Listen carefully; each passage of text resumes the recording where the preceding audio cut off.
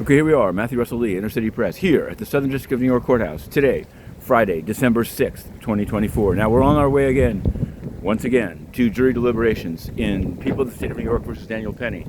This is going to be day 4. It's quite something. Yesterday, people expected the verdict, and after they asked for all of the videos, then they asked for a read back of the instructions. And they got a written copy of, not the whole thing, but some of it, then nothing. In the afternoon, absolutely nothing, and around just before 5 o'clock, they sent out a note. It seemed and then they said that the note was to say, we've reached a natural breaking point and we're taking off. Now, whether that means that they're working through it, that this is going to go into next week, nobody knows. Nobody knows. Meanwhile, the father of Jordan Neely filed a civil suit in Manhattan State Supreme Court, right? Just down the street, So there's that. But we're heading there today. Today, there might be one, and there's a book out, and it's called Daniel Penny for Your Thoughts. On the Sean Diddy Combs docket, now we're going civil. Yesterday, 2 developments. In the first, one of the early John Doe cases. I don't think it's a Busby case.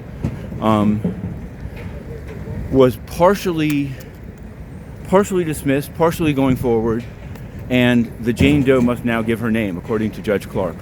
In another one, this is the Dawn McKinney named case for Judge Buchwald. It was Team McKinney decided to drop voluntarily from the suit Diageo and Ciroc vodka.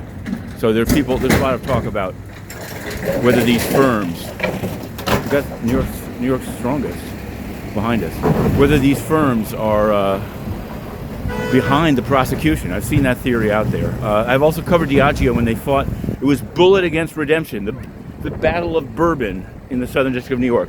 Now we'll have to go a little bit faster here, but on the Trump docket, second shoe falling for the second time.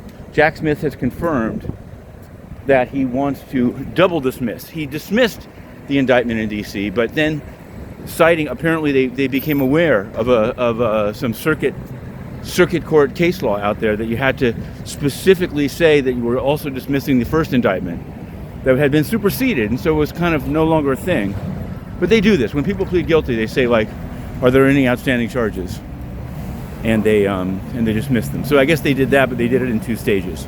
Eric Adams got the city of yes, slimmed down, it said, passed. And we have a book out. It's called City of Maybe, Eric Adams. It's about the criminal case, though, not so much about the housing, but definitely interested in housing. So we may have more on that.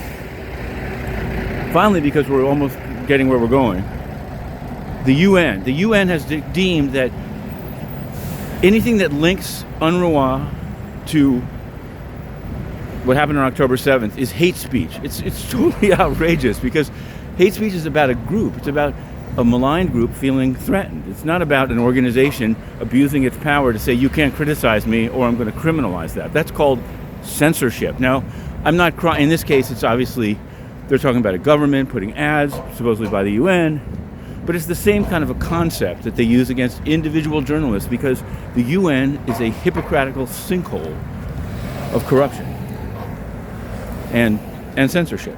Inner City Press has been banned since asking about Antonio Guterres' finances, and we're expecting a change in the weather there. They aren't clearly, because they're still swinging this hate speech thing around. I hope it blows up. Well, we'll see. I'm for free speech. That's all I can say. Inner City Press, we're going in.